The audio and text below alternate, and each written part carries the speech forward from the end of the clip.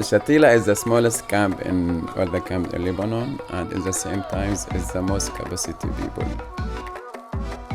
Norwa don't able to bring this service to this capacity. The water salty, the youth is still in the street. And the good things in Shatila, you can find it by Palestinian girls basketball team.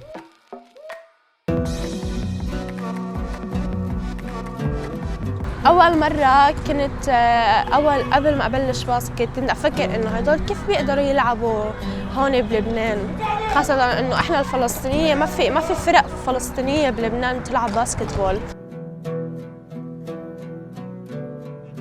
كنت قبل أروح من المدرسة للبيت، من البيت للمدرسة بس ودراسة، وبس فتت على الباسكت تغيرت كتير، صار في عندي يعني إنه حركة أكتر وروحة يعني على الباسكت حركة، وتعرفت على ناس جداد وصار في طاقة إيجابية كبيرة عندي. باسكت بيت بوردر هي إنه نحن نظهر من لبنان برات الحدود على غير بلدان ونتعرف على ناس جداد ونلعب باسكت برا.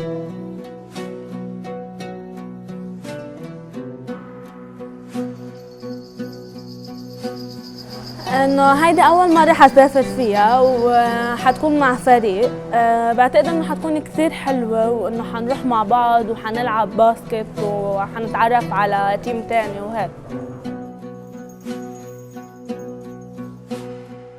السفرة بتخيلها حتكون كتير حلوة لأنه بلد جديد، غير كلتشر، غير ثقافة، يعني شيء كتير جديد، يعني منه مثل لبنان، فحيكون شيء كتير حلو. أكيد حننبسط وفي إنه something interesting، تكون nice experience إنه رايحة على بلد جديد وتعرف على ناس وعلى ثقافة جديدة وهيك، فأكيد مبسوطة يعني إنه رايحة. ما في إشي بيقدر بيوقف، يعني لو ساكنين بشتيلة بنقدر نكفي إنه نلعب، نطلع لبرا ونلعب، وشو ما كانت الأسباب